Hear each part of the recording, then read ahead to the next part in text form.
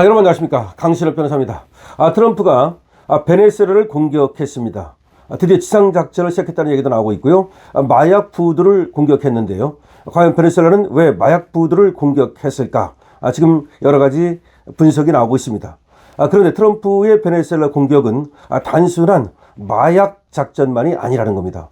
그거는 부정선거 작전이고, 그리고 대중국 봉쇄 작전이라는 겁니다. 사실은 베네수엘라가 라틴 아메리카에서의 중국의 전진 기지였다는 겁니다. 중국은 이 베네수엘라나 또는 쿠바를 이용해서 대미국 전략을 펴왔다는 거죠. 그러니까 이란이 중동의 중국 전진 기지였다면 이 베네수엘라가 라틴 아메리카의 중국 전진 기지였다. 그러니까 중국이 미국을 견제하기 위해서 이 베네수엘라를 이용했다라는 겁니다. 그리고 또 이란을 이용했다는 겁니다. 그리고 피터 김은 심지어 중국이 유럽에서의 미국 견제를 위해서 러시아를 이용하고 있다고 보고 있습니다. 그리고 세르비아를 이용하고 있다고 보고 있습니다. 그래서 지금 중국의 전략은 뭐냐? 미국을 약화시켜가지고 달러 가치를 떨어뜨려가지고 지금과 같은 기축통화국의 위치를 상실하게 만들겠다는 겁니다.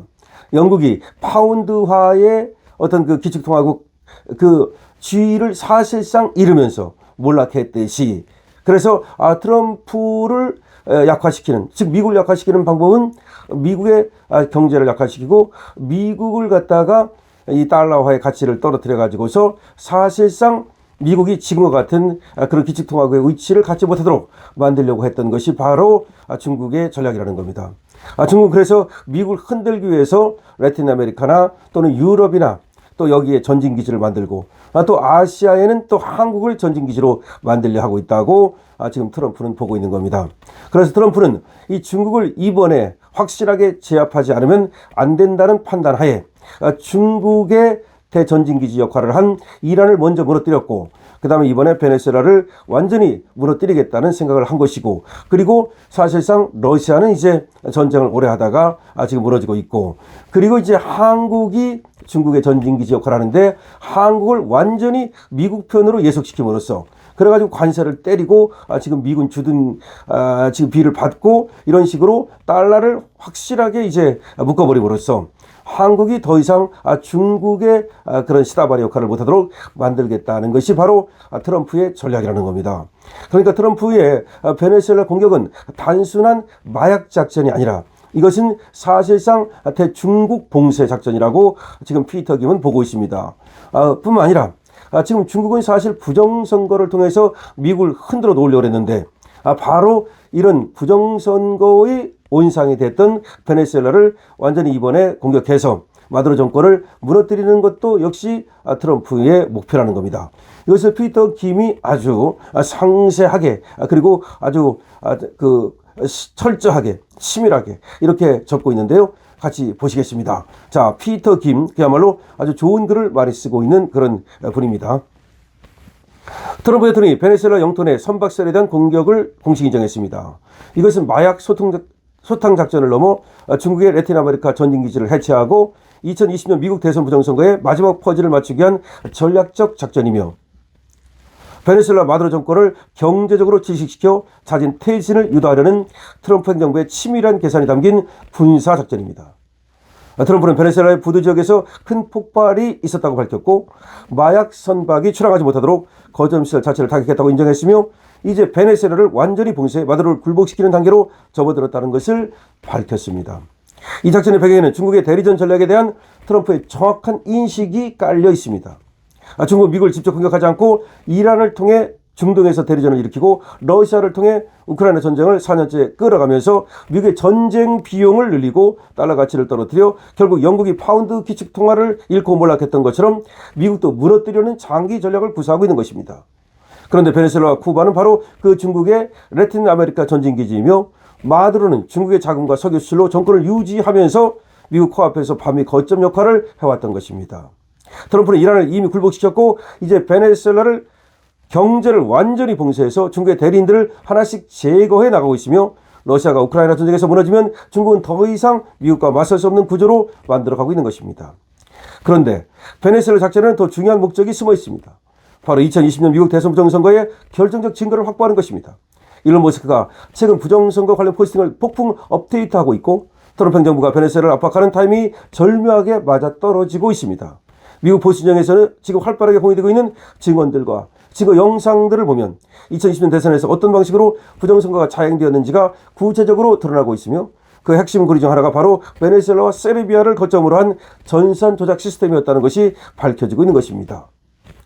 패트릭 번 전 CIO의 폭로는 충격적입니다.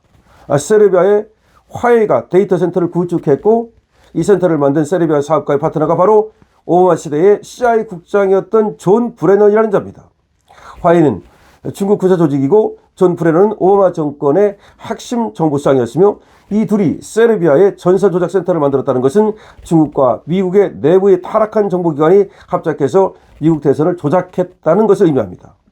이제 트럼프 대통령이 2020년 부정선거를 CIA와 FBI에 보고했는데도 묵살당했는지 이해가 되는 것입니다. 정보기관들이 부정선거의 피해자가 아니라 총괄 기획자였던 것이며 그렇기 때문에 이렇게 뻔뻔하게 대놓고 부정선거를 자행할 수 있었던 것입니다. 그러니까 오바마 시대에 그 FBI, CIA가 부정선거에 연루됐다는 겁니다. 그러니까 미국의 정보기관이 저 민주당과 짜고서 저 중국과 짜고서 부정선거를 자행했다는 것이 지금 트럼프의 얘기입니다. 조지아주 청문회에서 기술 전문가들이 증언한 내용은 더욱 구체적입니다. 도미니언 사가 미국 전자 개표 시스템에 원격 접근이 가능했고 세르비아에서 온 이메일들을 세르비아어에서 영어로 번역하는 작업까지 했다는 증언이 나왔으며 도미니언 사에 흔적 없이 접근했다가 도미니언 사가 흔적 없이 접근했다가 깔끔하게 빠져나갈 수 있는 기술을 보유하고 있었다는 것까지 밝혀졌습니다. 이것은 우리나라 선관위 서버 해킹 의혹과 정확히 일치하는 구조입니다. 우리나라 선관위도 전산망 분리가 안 되어 있다고 실토했고 전문가들도 사이버 보안 전문가도 흔적이 너무 깔끔하면 오히려 자료를 다 지웠을 가능성이 있다고 지적한 바 있습니다. 화해가 미국만 공격했을까요? 중국에게 지정학적으로 가장 중요한 나라는 대한민국이며 화해가 미국 대선을 조작했다면 한국 총선과 대선도 조작했을 가능성이 극히 높은 것입니다. 조지아주 현장에서 목격된 부정행위들은 더욱 노골적입니다. 50장의 투표용지를 한꺼번에 여러 번 통과시켜 중복 집계하고 그린 투표지라는 군인 투표가 막판에 들어왔는데도 트럼프 표는 하나도 없이 전부 바이든 표로 집계되었으며 서명이 일치하지 않은 투표용지들이 대량으로 발견됐다는 증거들이 쏟아지고 있습니다. 이것은 전산 조작만으로 불안하니까 실제 투표용지까지 덤핑해서 숫자를 맞춘 것이며 선관위 직원들과 외부 조직이 총동원되어 조직적으로 부정선거를 자행했다는 것을 보여주는 것입니다. 우리나라 4.15 총선 때도 똑같은 일이 벌어졌고 투표함이 바뀌고 투표용지가 바뀌었다는 의혹이 끊이지 않았으며 QR코드 조작 의혹까지 제기됐던 것을 우리는 기억하는 것입니다. 트럼프가 베네수엘라를 완전히 털어서 마두로 정권이 무너지면 베네수엘라가 보유하고 있던 2020년 부정선거 관련 증거들이 쏟아져 나올 가능성이 큽니다. 일론 머스크가 지금 이 타임에 부정선거 포스팅을 올리는 것도 트럼프가 베네수엘라를 압박하는 것도 패트릭 번과 게리 버스턴, 마이클 플린 장군이 5년간 추적해온 증거들을 공개하는 것도 모두 연결되어 있습니다. 미국 부정선거가 밝혀지면 대한민국 부정선거도 자동으로 재조명될 수밖에 없고 화해, 세르비아, CIA 연결고리가 증명되면 같은 시스템으로 한국 선거를 조작했다는 의혹도 힘을 얻게 되며 결국 2020년 미국 대선과 2020년 한국 총선, 2022년 한국 대선이 모두 글로벌 부정선거 카르텔의 합작품이었다는 진실이 드러나게 될 것입니다. 2026년 한 해는 대역전극이 일어날 수 있는 해입니다. 트럼프가 부정선거 진실을 밝혀내고 한국에서도 부정선거 의혹이 재점화되면서 이재명 정권이 지방선거에서 참패하면서 민주당이 내부 분열로 무너지는 시나리오가 현실화될 수 있습니다. 우리는 계속해서 부정선거 진실을 알리고 주변 사람들에게 전파하며 집회와 여론전을 멈추지 말아야 합니다. 진실은 반드시 승리하고 거짓은 반드시 무너지며 트럼프의 베네수엘라 작전은 그 시작점이 될 것입니다. 이것이 바로 지금 피터 김의 얘기인데요. 자, 아까 초반에 얘기했듯이 지금 베네수엘라를 공격하는 것은 이와 같이 단순한 마약 작전이 아니고 이 마두로 정권을 무너뜨림으로써 사실상 부정선거 의혹을 밝혀내겠다는 것이고 그리고 중국의 지금 대리 역할을 하고 있는 그런 나라들을 사실상 완전히 봉쇄함으로써 중국의 지금 저 세계 패권 전략을 미리 예봉을 꺾겠다는 아주 심오한 군사 전략이라고 할 수 있습니다. 근데 군사 전략일 뿐만 아니라 사실상 정치 전략이라고 할 수 있는 것이죠. 여러분 이에 대해서 어떻게 생각하십니까? 여러분들의 의견을 댓글로 많이 남겨주시기 바랍니다.